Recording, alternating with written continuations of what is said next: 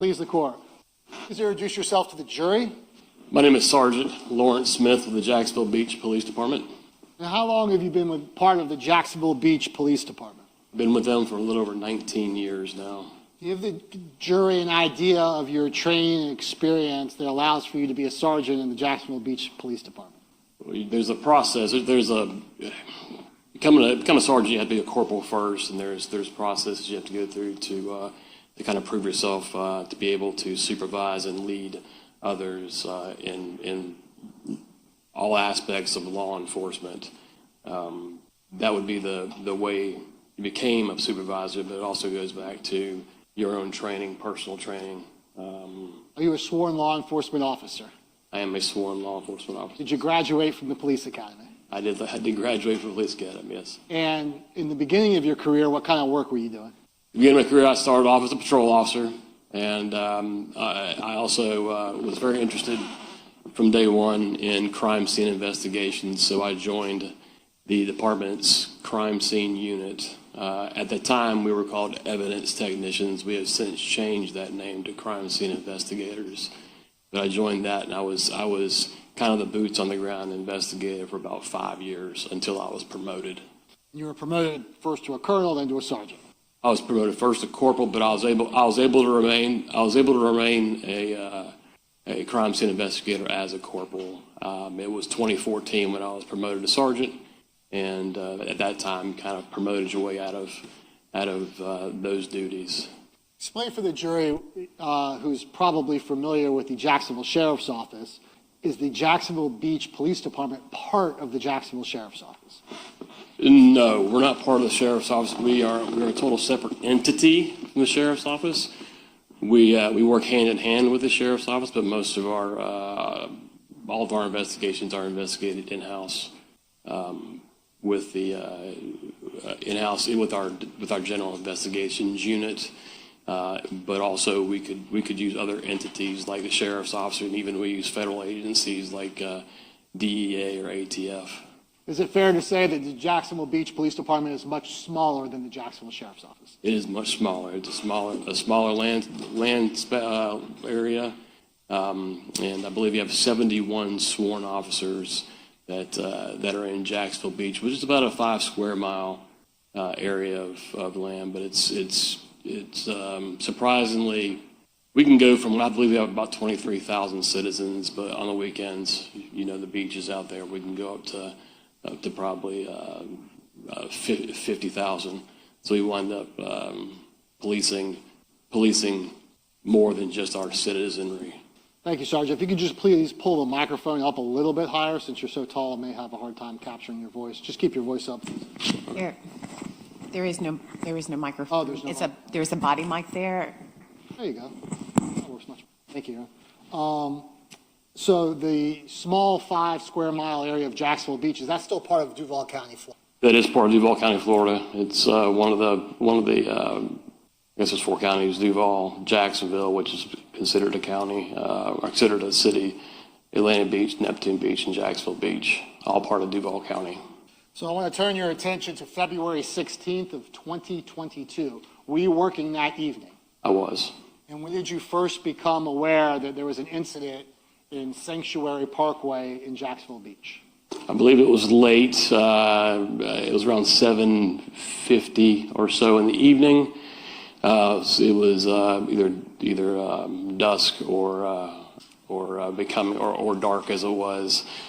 We were on the north end investigating a domestic dispute. The majority of the squad was there on that call, and we started receiving dispatch calls to somewhere in South Jacks Beach.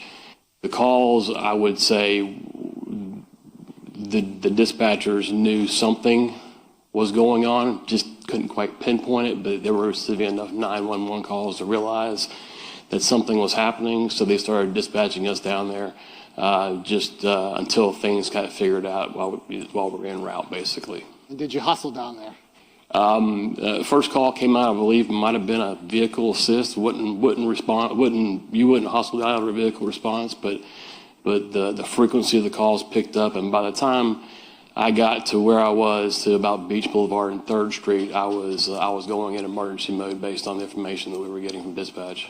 So were you the first or one of the first police officers to arrive on the scene? Yes, it was. Nobody could really describe exactly where this occurred. It was everywhere from, we were dispatched kind of to a general area of a quarter mile, I would say, every different call. Nobody quite knew exactly how to describe the road that it occurred on.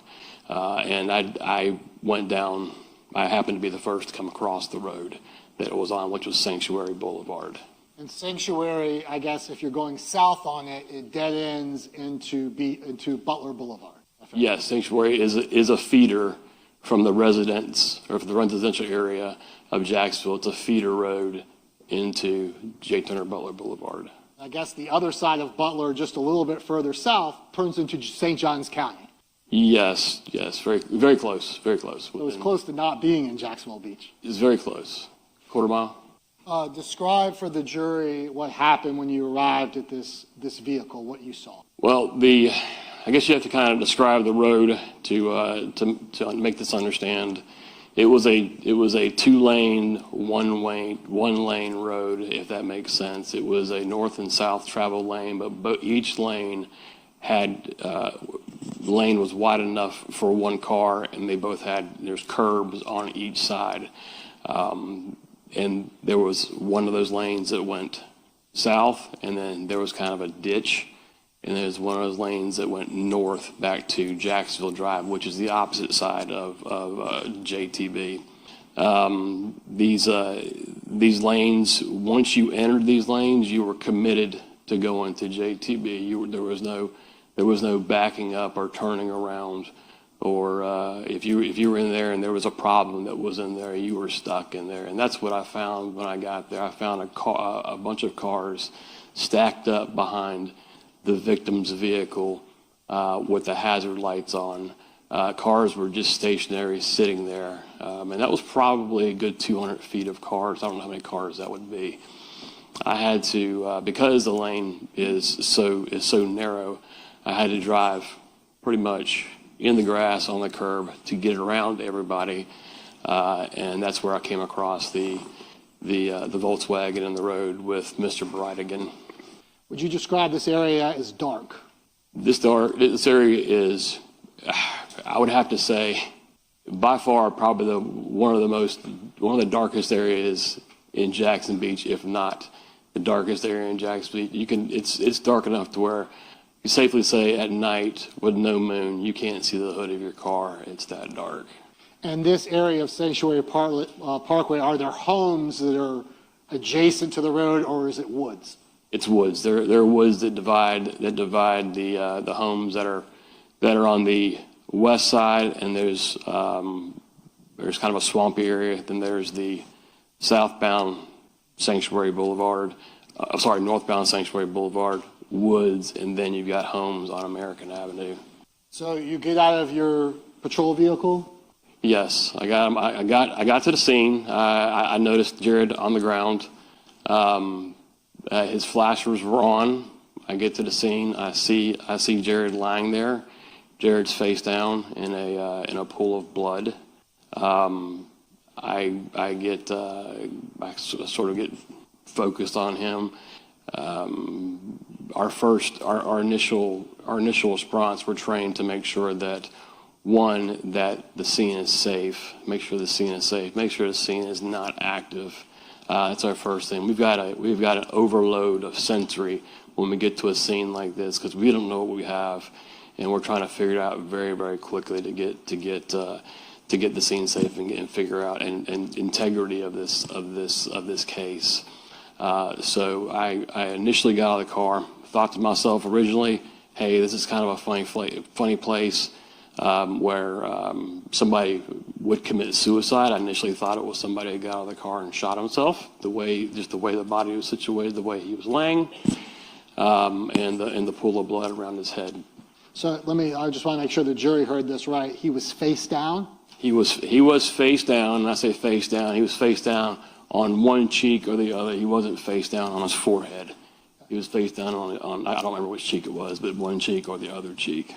Meaning his stomach, his belly button was on the. His belly, he was prone on the ground with his belly on the ground. And having responded to this scene, were you aware of gunshots? Did anyone report gunshots in the area? That I remember was probably third or fourth call that we received from our dispatch, and that kind of made everything that was going on make sense. From all the different kind of calls we got, that was where we were like, okay, this is what we've got. We've got gunfire. So Better hustle. You hustle out there, and you're scanning to make sure the scene is safe. How do you do that? it's just a matter of being observant, getting to the scene. You really are trying to focus on the injured person, but you also got to make sure that there's nothing going on. There's not an argument still going on. There's no cars that have just sped away. There's nobody that's potentially still there that could be armed, wanting to do more harm. But it's just kind of a plethora of things that run through your mind in an instant when you get there. So were you able to quickly determine that there was likely no other danger in the imminent vicinity? Yes, when we got there, there was no signs of struggle. There was no yelling, no cars speeding away. We didn't get any information of cars speeding away. It was pretty quick that we discovered this was not an active scene. So once you make sure other lives are safe, do you focus on trying to help the victim? Yeah, now it's time. Once everything's safe, now it's time to focus on the victim, trying to save his life. What did you do? I went up to Mr. Bridegan, checked his carotid artery, did not fill a pulse. I then rolled Mr. Bridegan over and began CPR on Mr. Bridegan on the side of the road. I did that for a minute or so until my partner came up, and he actually came up and told me that there's a child in the car. That's what I heard. There's a child in the car. He actually said there was a child in the car. I heard there is a child in the car. So he said, let me take this over. You need to do what you need to do supervisory wise. So I passed off my portion of the CPR. I passed off to him. He continued CPR. I went to the car. There was no child in the car. And come to find out, the child had been taken out of the car just prior to us being there. And he saw the child being carried back from the scene. I never saw that. I never saw the child. So you're no longer doing CPR because you're kind of the senior officer on the scene. Yeah, he knew that I had things I had to do right now. Things were calm. We're working on CPR. That's usually a one person job until you get relieved. You relieve yourself through the process of it. But he did CPR until Jack's Fire Rescue arrived. You've already described how quickly everything's happening and how you're getting little pieces of information.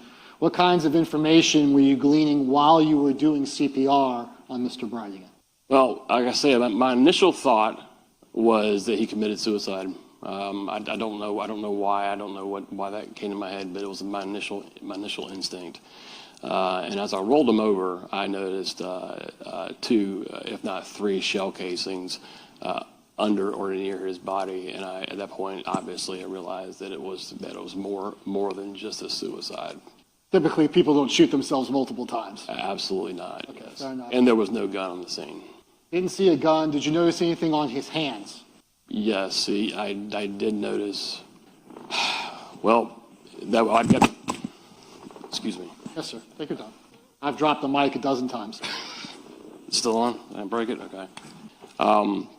When Jack's Fire Rescue, when they come out and they pronounce somebody deceased on a scene, out of dignity for the person, they usually put a sheet over the deceased body just to cover him up out of respect. This sheet was over his body, but his left hand was still out of the sheet, and I noticed the ring on his left finger. I noticed his wedding ring on his left finger hit me in a way that an emotional way for me. I'm married 30 years. I saw that ring, And it just, I just thought, wow, we're about to give somebody the worst information of their life. Okay. Did you also, during this process, notice the pockets of Mr. Bridegan and whether or not they had been turned out? In other words, was there any sign of a robbery? There was no sign of a robbery. I believe his phone was still in the car. I believe his wallet was attached to his phone. His pockets were not turned out. There was no indication. I don't think any time, as when I was there, I thought that robbery was even part of this incident. Didn't know what happened, but I didn't think robbery didn't take a priority on this one. So at that point, you see the multiple shell casings. It's a homicide. Someone's calling the phone, because you mentioned the phone was in the car. Do you recall that someone kept repeatedly calling Mr. Bridegan's cell phone that was in the car? There are on this is almost 5 years ago, and there are memories that kind of come and go, but there are very few vivid memories I have of this case. They were all kind of emotional. One being the ring on the finger, and two being when Kirsten started calling. When I saw on the infotainment center, the center console, where you have your music and all that stuff, somebody calls, their name pops up. I saw Kirsten's name pop up. And then probably 3 or 4 minutes later, I saw the name pop up again. It stuck with me that her name is very close to my wife's name. So I kind of read that as my wife's name. So it touched me in a way. And then as the evening or as the scene progressed, the frequency of those calls came in more and more, almost like you can tell it was a panicky, where are you? You should be home by now. What's going on? Mr. Mizrahi? I think it's relevant to show who's calling the victim when he's been shot and killed. So I think that's relevant. Okay. Let me see you at sidebar.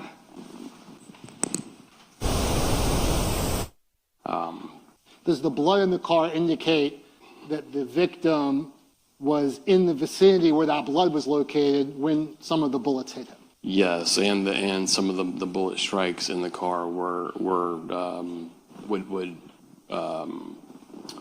lead one to believe that the person was shot inside the car. And obviously, when you got there, I think you've already indicated that the door to the Volkswagen was open and the flashers were on. Yes, sir. Did you notice the tire?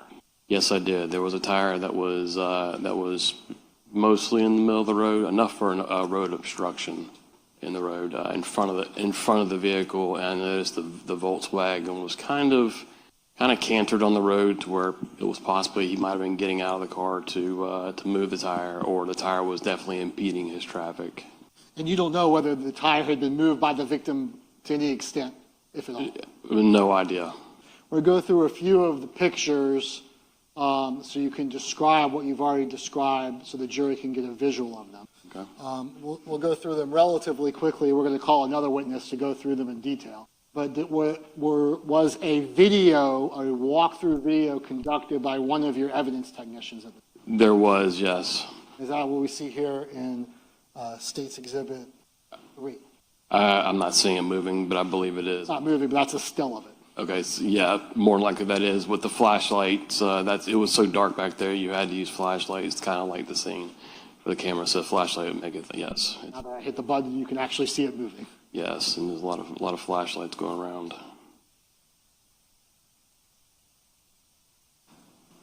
So we'll go to State's Exhibit 4.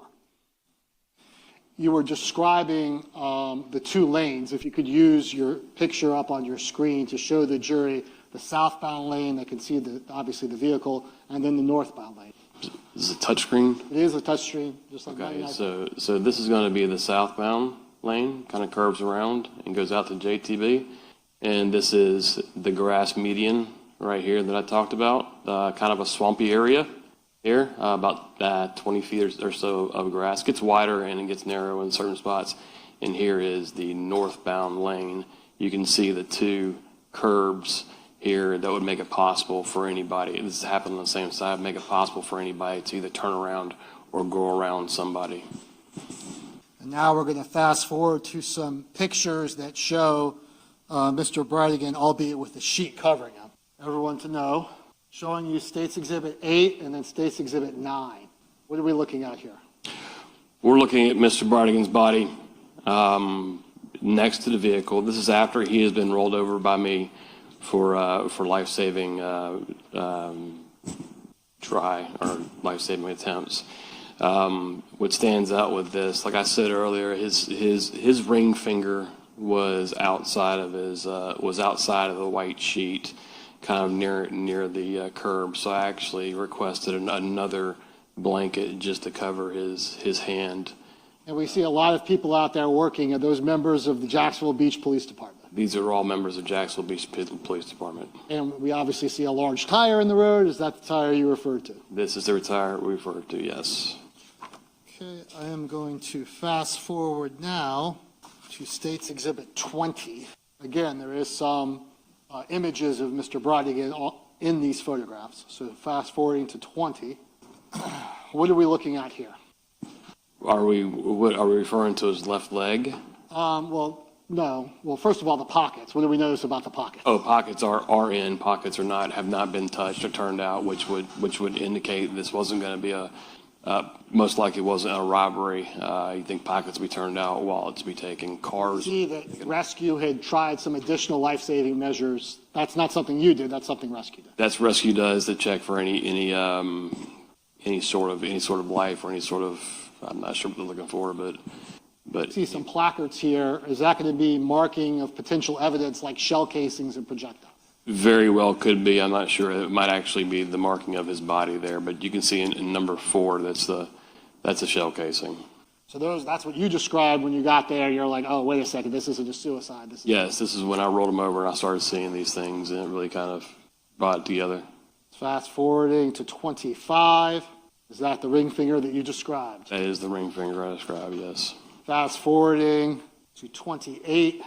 Is that going to be the marking of a projectile that was found underneath the victim's body? That is a projectile, and that is a very unusual projectile. It's not something we see commonly with pistols, with handguns. That's a. Honestly, when I first saw it, I didn't know what it was.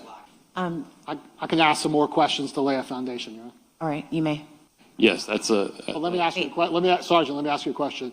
In part of your 19 years of training experience, do you know a lot about guns? I am familiar with majority of guns. I'm not saying I'm a gun person, but I know how to make them safe. I've seen most guns use pretty similar ammunition, and this is not one of those guns. And in the course of your training experience of being an evidence technician, do you come across projectiles at crime scenes that you have to photograph and collect and things like that? Projectiles are extremely important on crime scenes. Projectiles can lead a bullet, or a projectile being a bullet that's expelled from the shell casing.